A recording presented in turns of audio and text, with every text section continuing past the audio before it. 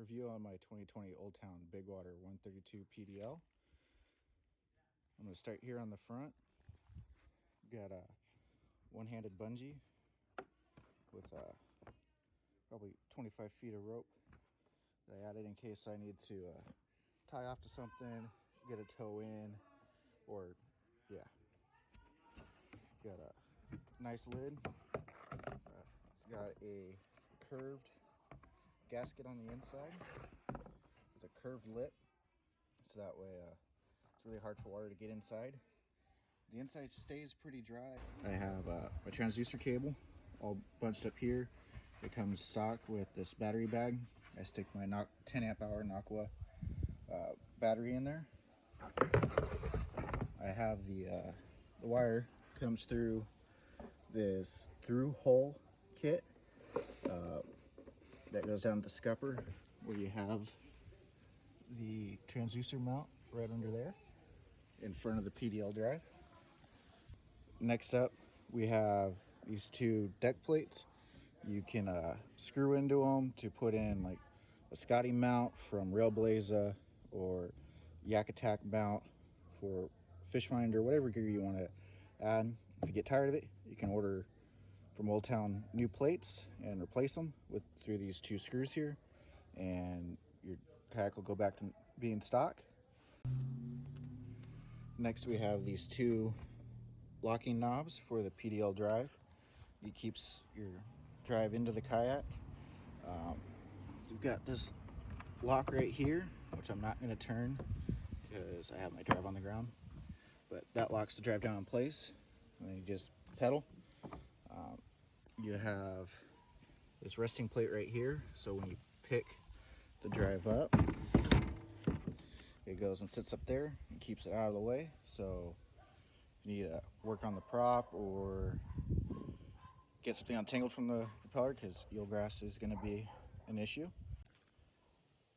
Over here I have my Hobie bump board. You got storage right here on the side. I keep my Rapala scale and a pair of snips to cup my mono or my fluoro leader and braid. You have these gear plates, which are also replaceable, like the front ones. I have Yak Attack gear tracks with a Garmin Striker 4 Vivid clear view. You also have another storage on this side. I have my lip grips, extra leader material. You also have another gear track on this side. You can mount a Scotty mount right here. Yak Attack gear track accessories fit here. That's a Yak Attack rod holder. Moving back, we have the seat. It's 36 inches wide. There's different adjustments here to move your seat closer or farther away. You have a nice little gear tray right here and some storage underneath the seat. You put the seat down.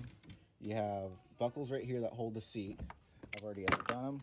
You can lift the seat forward, and you have another hatch right here.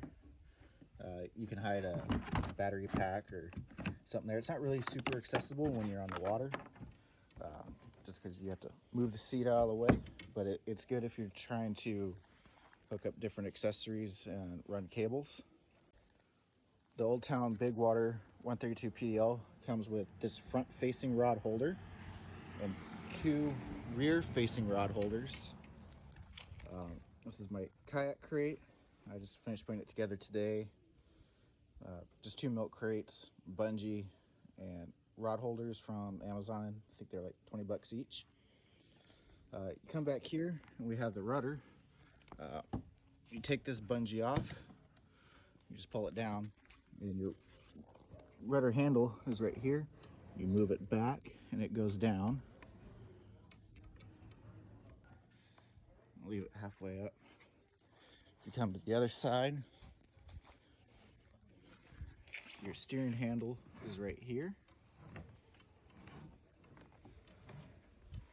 It's got a little tension knob so you can Stiffen up, make sure you're tracking in the one direction you want to go to. You have two more gear tracks here and here on the back of the kayak. I have a Railblaza safety light and flag kit with a Yak Attack Scotty mount. You have a paddle keep here with a latch, keep your paddle from falling off. I also double up with a rod leash that I just velcroed around my paddle, so even in the event that does pop off, which it very rarely does, I will not lose my paddle. You have two solid handles right here.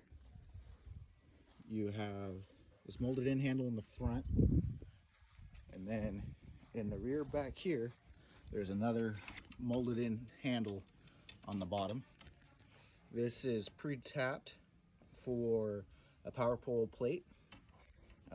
I don't run a power pole. I have heard people have had issues getting their power pole stuck because the power pole has to go through this hole right here. If your pole gets stuck in the mud, the power pole has a hard time pulling up sometimes, and it can't break away because it's stuck in the kayak. But I don't have that issue because I don't have a power pole.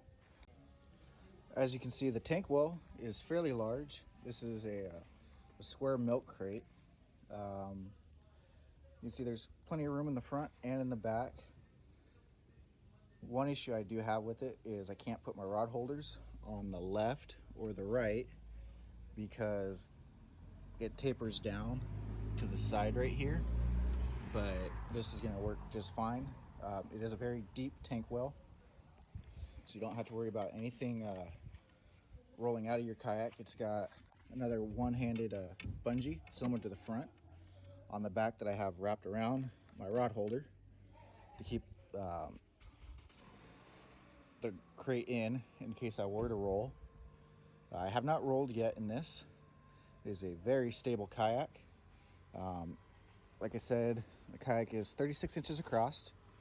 It's 13 feet 2 inches long. It weighs about 97 pounds without the drive. With the drive, it's another 20 pounds. I forgot to mention, inside the drive, you have this dry hatch. You can put your wallet, your keys, and stuff in there. You don't have to worry about them getting wet. This nice little lock. Yeah, so far, I love this kayak. I got it on the 3rd of July, and I've been out with it at least 2 to 3 times every month, and I have no complaints with it so far. Awesome kayak.